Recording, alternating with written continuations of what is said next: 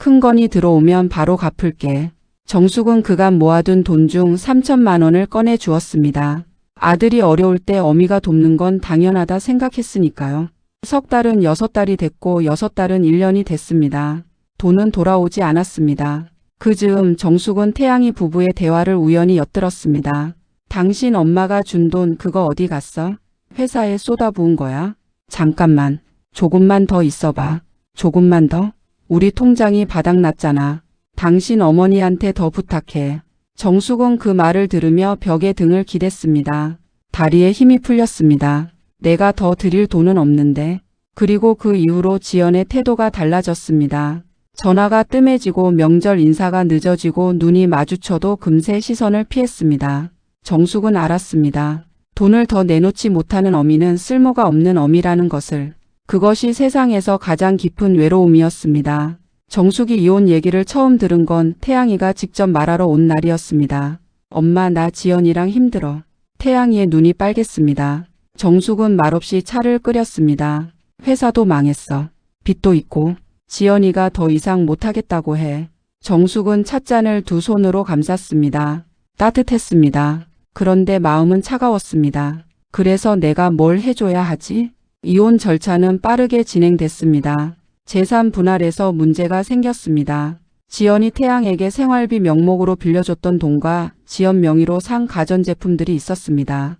변호사가 개입했고 태양이는 최소한의 것만 건질 수 있었습니다. 이혼이 성립된 날 복순 시어머니에게서 전화가 왔습니다. 정수가 이제 어쩌냐? 태양이가 빚이 얼마인지 알아? 7천만 원이야. 회사 빚이랑 카드 빚이랑 합치면 7천만 원. 숫자가 공중에 떴습니다. 거기다 그 여자가 변호사까지 써서 돈을 뜯어갔어. 정수가 내 통장에 좀 있지? 우리 태양이 좀 살려야지. 정숙은 잠시 침묵했습니다. 그러다 물었습니다. 어머니 저 궁금한 게 있어요. 태양이 대학 다닐 때 어머니가 태양이 명의로 만드신 통장 거기 뭐가 있었어요? 전화기 넘어가 갑자기 조용해졌습니다. 그게 왜? 제가 새벽 시장에서 야채 팔고 학원 청소하면서 번 돈 어디로 갔는지 알고 싶어서요. 그건 집안 비상금이야. 나중에 태양이 주려고 모아둔 거지. 그 돈 지금도 있어요? 또 침묵. 그 침묵이 모든 것을 말해 주었습니다. 정숙은 수화기를 내려놓고 오랫동안 앉아 있었습니다. 무언가가 맞춰지기 시작했습니다. 퍼즐 조각들이 서로 맞아 들어갔습니다. 남편 병도가 죽기 전 마지막 몇 달간 유독 시어머니와 단 둘이 만나는 횟수가 많았습니다. 그때는 몸이 약해진 남편이 혼자 외출하기 힘들다고 생각했습니다. 그런데 병도 씨가 마지막에 시어머니한테 뭔가를 넘긴 건 아닐까? 정숙은 오래된 상자를 꺼냈습니다. 남편 병도가 죽고 난 뒤 정숙이 차마 버리지 못하고 옷장 깊숙이 넣어두었던 상자였습니다. 병도의 유품이 든 상자. 오래된 수첩, 영수증들, 사진들. 그 안에서 편지 하나가 나왔습니다. 봉투 겉면에는 정숙에게라고 적혀 있었습니다. 남편의 글씨였습니다. 손이 떨렸습니다. 20년 가까이 이 상자를 열지 않은 건 그 안에 무언가가 있을까봐 두려웠기 때문인지도 몰랐습니다. 편지를 펼쳤습니다. 정수가 내가 미안하다. 이 말 하나로 충분하지 않다는 걸 알지만 이 말밖에 못하겠다. 나는 죽기 2달 전 어머니에게 부탁했다. 내 생명보험금 일부를 태양이 이름으로 따로 모아달라고. 정숙이 내가 알면 다 써버릴까봐 그랬다. 아니 사실은 내가 내 고생을 알면서도 모른 척했던 미안함을 어떻게 전달해야 할지 몰랐다. 그래서 도망쳤다. 그 돈은 태양이 결혼할 때 혹은 정말 어려울 때 쓰라고 어머니께 맡겼다. 그런데 정수가 내가 틀렸다. 그 돈은 내 것이었어. 내가 새벽마다 일어나 번 돈이고 내가 밥도 못 먹으며 모은 돈이야. 나는 겁쟁이였어. 용서해줘. 살아 있었다면 직접 말했을 텐데. 병도. 정숙은 편지를 읽고 또 읽었습니다. 눈물은 나오지 않았습니다. 너무 오래된 상처였기 때문에 이미 아물대로 아물어서 다시 눈물이 날 수도 없었습니다.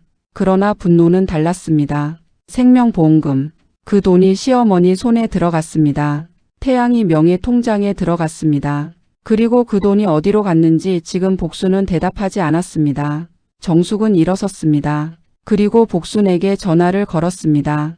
목소리는 차분했습니다. 그러나 그 차분함 속에 30년의 분노가 들어 있었습니다. 어머니 병도 씨 생명보험금 얼마였어요? 그게 무슨 소리야? 태양이 통장에 넣어 두셨잖아요. 그 돈 지금 어디 있어요? 그건 내가 관리한 거야. 태양이 위해서. 얼마예요? 1억 2천. 정숙은 눈을 감았습니다. 1억 2천만 원. 남편이 죽으면서 남긴 돈. 정숙이 받아야 할 돈.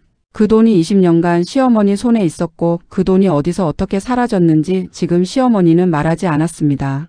어머니가 그 돈으로 뭘 하셨는지 제가 알아봐도 될까요? 수화기 너머에서 복순의 목소리가 처음으로 흔들렸습니다. 정숙은 변호사를 찾아갔습니다. 이야기를 들은 변호사는 한동안 말이 없었습니다. 그러다 천천히 입을 열었습니다. 법적으로 남편분의 생명보험금 수익자가 누구로 되어 있었느냐에 따라 달라집니다.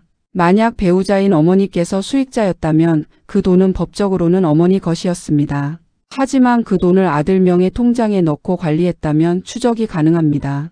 정숙은 조용히 고개를 끄덕였습니다. 그 다음 날 복순에게서 다시 전화가 왔습니다. 이번엔 목소리가 달랐습니다. 떨렸습니다. 정숙아, 내가 그 돈 좀 썼어. 태양이 학비에도 쓰고 내 병원비에도 쓰고 나중에는 태양이 사업 초기 자금으로도 줬어. 그래서요. 다 없어. 지금은 없어.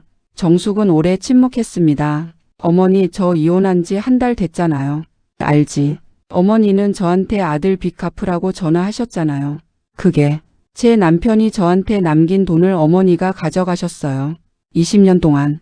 그리고 이제 그 아들이 진 빚을 제가 갚으라고요. 침묵이 흘렀습니다. 정숙아, 그건 옛날 얘기고 그때였습니다. 정숙이 말을 끊었습니다. 싫어요. 딱 두 글자였습니다. 싫어요, 어머니. 저 안 해요. 수화기 너머가 잠시 굳어버렸습니다. 그 어떤 소리도 들리지 않았습니다.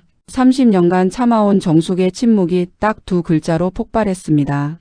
그리고 어머니, 저 변호사 선임했어요.